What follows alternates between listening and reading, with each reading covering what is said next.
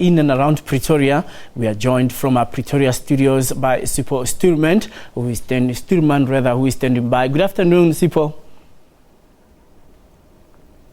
Afternoon. Yeah, how is the situation like in Tshwane? Some people were saying the CBD was a no-go area. Is this still the case?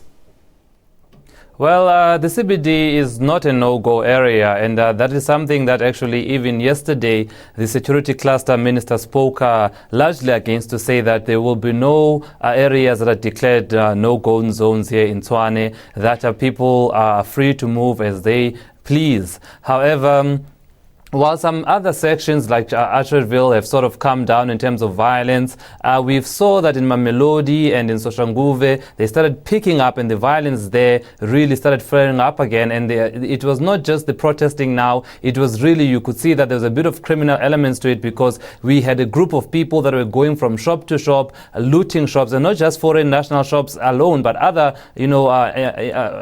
national chain stores were also being attacked. So, in those areas, Mamelodi and Soshanguve, there were problems that the police had to deal with. Now, we had Nomvula Mukonyane in the studio yesterday explaining the nomination process of mayoral candidates, and Hosien Suramokupa distancing himself from the protest.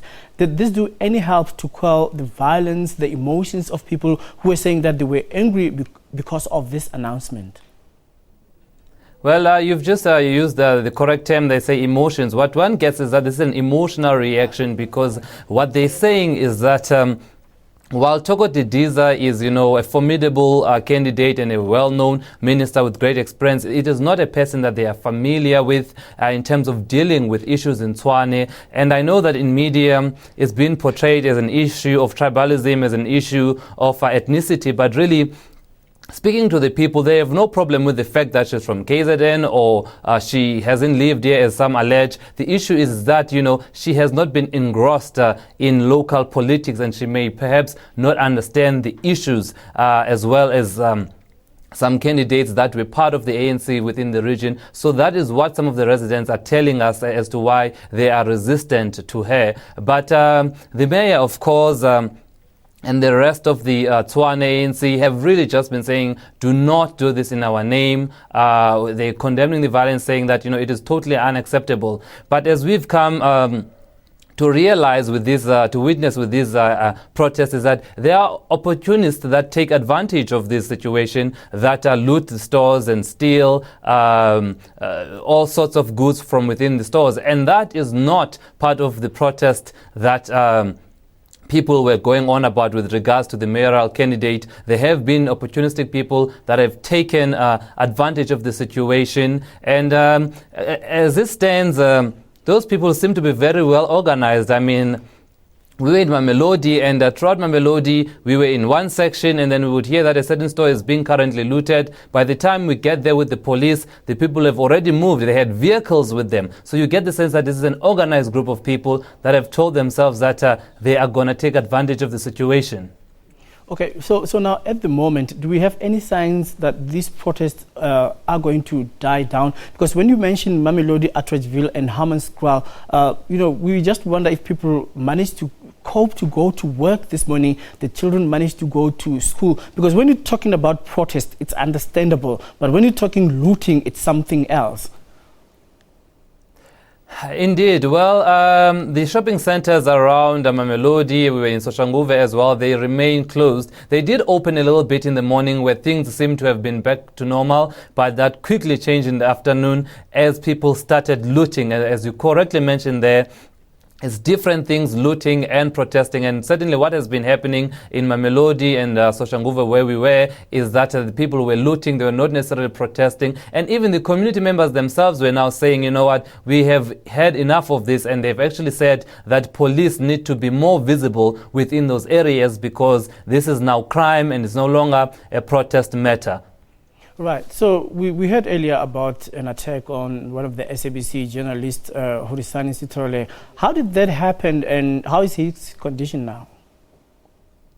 Well, from what we understand that it happened, it was in Soshanguve, and Soshanguve was one of those areas that were pretty intense from last night in Mabopane, where a lot of shops were being looted. We spoke to one foreign national there who said, you know, this is the third time that, you know, he has experienced this incident of looting. He was almost ready to cry, saying he's lost all of this stock. So it was that environment where our colleague was caught up in, but of course he escaped with his life, and I understand that. From what I understand, he did not sustain any major injuries, so that is a good news. But those areas in Pretoria North, they're still very intense, which is why the police always advise us as media that do not push our luck and go in. But sometimes you never know if you are walking in a dangerous situation, because you know you want to speak to the victims, you want to speak to the communities, and then these people call each other, and all of a sudden you find yourself surrounded by people that you had not encountered when you first arrived at the scene. All right. Sipho, just before you leave, I just wanted to, I'm not really putting you on a spot with this one, because I know you've been here, there and everywhere, you together with Hulisani and Maluti Ubu saying, trying to get the latest information on the ground. But when you speak to people regarding the latest, especially the ANC Women's League saying that it supports the Tokodi, these are Khosiento saying that he's distancing himself, he doesn't want the burning to be done in his name, and the ANC making it sure that it explained this process of nomination. So what do people say when you engage them on the facts regarding this latest development?